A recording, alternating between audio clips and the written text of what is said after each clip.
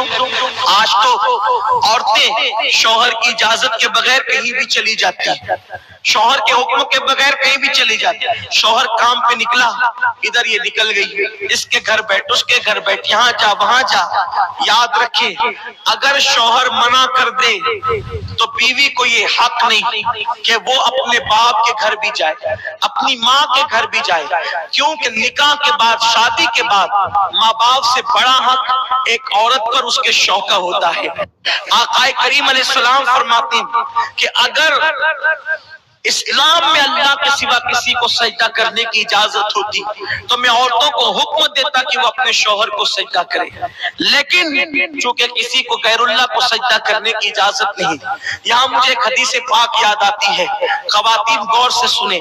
आजकल अगर शौहर माँ बाप के घर न भेजे, बहनों के घर न भेजे, शादी में न भेजे, तो औरतें पंचायत बिठा देती है कि मुझे यहाँ नहीं भेजते, वहां नहीं भेजते, और घर की इज्जत बाहर आती है।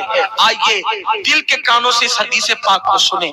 एक सहाबी दौरे रसालत में अपने घर से निकलते हैं और घर से निकलते वक्त अपनी बीवी को कहते हैं, देखो जब तक मैं सफर से वापस न आ जाऊं तुम घर से बाहर मत निकलना, हत्ता कि तुम अपने माँ बाप के घर भी मत जाना जब तक कि मैं न आ जाऊं। लेकिन उनको ख्याल न रहा कि मेरे बाद पता नहीं क्या होगा, कैसे हालात होंगे। वो बोलकर तो चले गए, लेकिन मेरी बहनों सुनो तो सही, उनका घर कहाँ था? उनका घर ससुराल के ऊपर के हिस्से में था, यानी ऊपर के हिस्से में मियाँ बीवी रहते थे और नीचे के हिस्से में उस औरत के माँ बाप रहते थे। अल्लाह अकबर। शौहर ने कहा कि तुम मेरे आने बगैर, मेरे आए बगैर न माँ बाप के घर जाना न किसी के घर जाना। शौहर चले गए, इत्तेफाक उनको पता नहीं रहा होगा कि मेरे जाने के बाद ऐसा हादसा भी हो सकता है। लोगों ने इत्तला दी बेटी को, देखो तुम्हारे अब्बा बीमार हो गए, इसलिए ऊपर से नीचे ही तो उतर के आना है। उसने कहा कि मेरे शौहर ने मना किया है कहीं जाने के लिए, इसलिए मैं नहीं जाऊंगी। अल्लाह अकबर। जब तबीयत ज्यादा खराब हुई, तबीयत ज्यादा सीरियस हुई, तो लोगों ने कहा ऐसा लगता है अब तुम्हारे बाप बचेंगे नहीं, उनका इंतकाल हो जाएगा, जरा आकर अपने बाप को देख तो लो, दो बातें तो आखिरी में कर लो। मेरी बहनों आप समझ सकती हो, जब बाप मरने वाला हो तो किस बेटी की तमन्ना नहीं कि वो अपने बाप से बात कर ले। मगर कल की औरतें शौहर की कितनी फर्मा बरदार हुआ करती थी, खावन की कितनी फर्मा बरदार हुआ करती थी। उस औरत ने कहा मैं पहले एक काम करती हूँ, जब तक मैं अल्लाह के रसूल से इजाजत न ले लूं, हुजूर जब तक इजाजत नहीं देंगे मैं अपने माँ बाप के घर नहीं जाऊंगी, क्योंकि मेरे शौहर ने मना किया है। अल्लाह अकबर। उसने एक शख्स को भेजा कि जाओ अल्लाह के महबूब से पूछो कि क्या मेरे शौहर ने मना किया है घर से बाहर निकलने के लिए, तो मैं घर से बाहर निकलकर अपने बाप की को देख सकती हूँ, बीमार बाप की इयादत कर सकती हूँ। आकाए करीम ने फरमाया तुम्हारे लिए बेहतर ये है कि तुम अपने शौहर की फर्मा बरदारी करो और अपने बाप को देखने न जाओ, तुम्हारे लिए अफजल अमल यही है। वो औरत रुक गई। कितनी सब्र वाली औरतें थी उस दौर की। मेरे प्यारे आका अलैहिस्सलाम की कनीजों, ऐसा नहीं है कि औरतें कुछ भी करे जन्नत में चली जाएगी, जन्नत में जाने के लिए कुर्बानी देनी पड़ेगी। मेरे प्यारे आका अलैहिस्सलाम की कनीजों, उसके बाद कुछ दिन गुजरे, खबर आई तुम्हारे बाप का इंतकाल हो गया, जनाजा तैयार है, आखिरी सूरत तो अपने बाप की देख लो, आखिरी शक्ल तो अपने बाप की देख लो। उसने कहा अब जरा देखो, एक बेटी अगर बाप का इंतकाल हो जाए और बेटी बंबई में रहे, दुबई में रहे, सऊदी में रहे, वो वहां से फौरन दौड़ती भागती आती है, अपने बाप का आखिरी चेहरा तो देख लूं, अपने बाप की आखिरी शक्ल तो देख लूं। मगर कुर्बान जाए ऐ खातूने जन्नत की कनीजों, उस दौर की औरतें कैसी थी, उन्होंने हुजूर के फरामीन को कैसे सीने में बसाया था, उन्होंने कुरान और हदीस पे कैसे अमल किया था। एक शख्स को भेजा, जाओ आका से पूछ करके आओ, मेरे शौहर ने मुझे माँ बाप के घर जाने के लिए मना किया है, क्या मैं अपने बाप की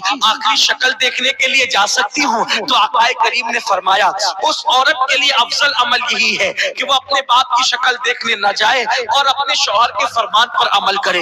اللہ اکبر، وہ خاتون صبر کر کے گھر میں بیٹھ گئی۔ اللہ اللہ، لوگ لے گئے اس کے باپ کے جنازے کو اور لے جا کر کے دفن کر دیا۔ رات ہوئی، غمگین تھی، دکھڑا تھا، تکلیف تھی کہ میں اپنے باپ کی آخر شکل بھی دیکھ نہ سکی، مگر شوہر سے کوئی شکایت نہ تھی، اس لیے کہ وہ عورت جانتی تھی کہ میرے شوہر کو تھوڑی پتا تھا کہ وہ یہ کہہ کے جائیں گے اور میرے باپ کا انتقال ہو جائے گا۔ اللہ اکبر، وہ روتے روتے سو گئی۔ رات میں خواب کیا دیکھتی ہے کہ اس عورت کے والد جنتی تاج پہن کر اور جنتی لباس پہن کر جنت کے باغ میں ٹہل رہے ہیں۔ اس عورت نے پوچھا، بابا اللہ نے یہ مقام آپ کو کیسے عطا کر دیا؟ تو اس شخص نے جواب دیا، بیٹی تو نے اپنے شوہر کی فرما برداری کی، اللہ کو تیری یہ ادا اتنی پسند آئی، میرے اللہ نے کہا تیری بیٹی کے نیک عمل کے صدقے جب میں نے تجھے جنت عطا کر دی۔ عمل بیٹی نے کیا ہے اور بیٹی شوہر کی فرما بردار بنی تو اس کے باپ کو جنت مل گئی۔ اے خاتون جنت کی کنیزوں، اسی لیے میرے آقا فرماتے ہیں چوتھی چیز جو عورت اپنے شوہر کی فرما برداری کرے، وفاداری کرے، شوہر کو راضی کر لے، ایسی عورتیں جنت میں جائے گی اور آٹھوں دروازے ان کے لیے کھول دیے جائیں گے۔ یہ نہیں شوہر قریب ہے تو بھاگ بھاگ کے آ جائیں، شوہر قریب ہے تو اس سے مطالبات کریں، شوہر قریب ہے تو اس پہ الزامات رکھ کے ماں باپ کے گھر بیٹھ جائیں۔ نہیں، ایسا نہیں ہونا چاہیے۔ غریبی امیری لگی ہوئی ہے، دولت آج کسی کے آنگن میں ہے، کل کسی کے آنگن میں ہے۔ وفادار بیوی اللہ کی نظر میں بھی عزت پاتی ہے اور دنیا کی نظر میں بھی عزت پاتی ہے۔